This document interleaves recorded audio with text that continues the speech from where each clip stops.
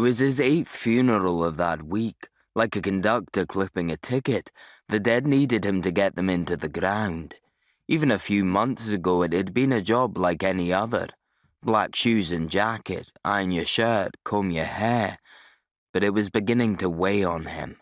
The mourners kept calling him father.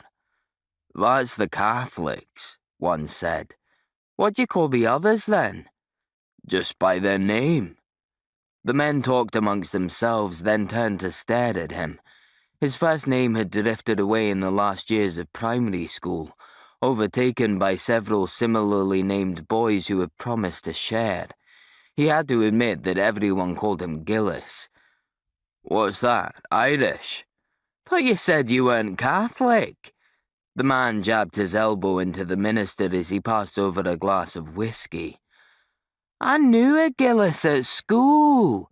Funny guy, kept to himself. Thought he was an athlete. Is that you?" "No, can't be. You're a minister." Given the opportunity to explain himself, he didn't bother. The running didn't work out. His lungs had not been deep enough. His legs had not been long enough. His eyes watered in the cold. He went through a pair of trainers every couple of months. "That's a shame. What happened?" "Knees." Gillis looked down at his suit trousers and the men nodded. "I mind you running at school." The schoolmate pointed at him. "Away round the football pitches, all on his own. Rain, snow, frost, no bother." Gillis smiled. "I know." "Still get out?" "Not with the knees, I can't." "A proper champion though, weren't you? Like UK-wide, got medals and all that." Gillis nodded. "I ran in England." The men smiled. "Oh, England." Newcastle, Leeds, Manchester, once in London, 2nd and 3rd places, a few finals and qualifiers, some participation medals. Then the disaster that brought on the knees. After all that, a job in a printer's office, in a hotel, in a shop warehouse. The draft and the dregs.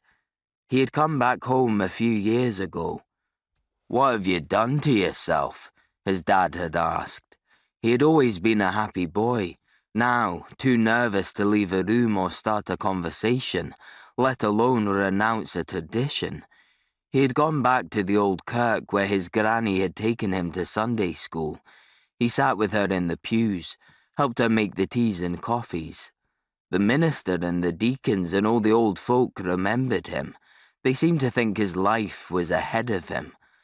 The minister was retiring and dying, though he didn't know it yet. And the Lord asked, "Whom shall I send?" The silence was deafening. Out of politeness, Gillis answered, "Send me." "Listen." The old minister had taken Gillis to one side. "It's not a bad job. The wages aren't much, but you get the manse guaranteed and a motor, and you'll have your mornings and evenings. Mostly it's just hospital, funeral, home by 5. He was 31. In a photograph on his granny's shelf, he held a degree in divinity like a cudgel. The mourners were bored. An old man had died. He'd loved the wife he'd left, and the children he'd disowned. He loved the hills he hadn't climbed in 30 years, and the football team whose players he couldn't name. They watched impatiently as tricky corners of cling film were picked from silver oblongs covered in sandwiches, and broad bowls of crisps were set down.